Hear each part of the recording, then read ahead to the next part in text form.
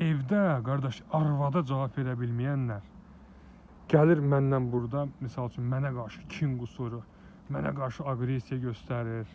Yəni ola bilər arvad qorxusu gözəl bir şeydir. Mənim ona bir iradım yoxdur. Amma qardaş sosial şəbəkə yeri o aslana şirə dönmə yeri deyil. Yəni bu adı üstündə sosial şəbəkədir. Siz də ekran arxasından baxırsınız, mən də ekran arxasındayım. Deməli dünənlərin başıma gələn hadisəni danışım, sözümün canlıdır. Bir maşını çəkmişəm, cipdir, bahalı bir qiymətə.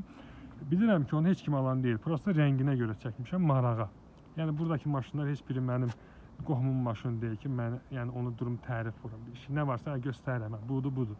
Nəysə, elə olur ki, indi VIN kodunu bəzən yadımdan çıxır. Bu normal bir şeydir. Çünki burada çük boyda bir yerdə, balaca bir barmaq boyda yerdə VIN kodu var. Mən onu hər zaman göstərməyə bilərəm. Yəni göstərmək kimi bir öhdəçiliyim də yoxdur. Hə. Nəysə qardaş yazıb ki, "O, sən onun VIN kodunu niyə göstərmədin? Sənin məqsədin nədir? Niyyətin nədir?" Sənin canımı azlardır mənim məqsədim.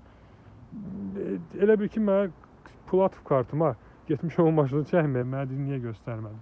Heç alan zat da deyil, artist eləyir də, özünü göstərir, artist eləyir ki, burada yəni, belə, elə, boş bekar adamlardır.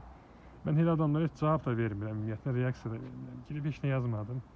Yəni, boş çənə boğaz olmuram elə adamlarla, mənasız adamlarla. Hə.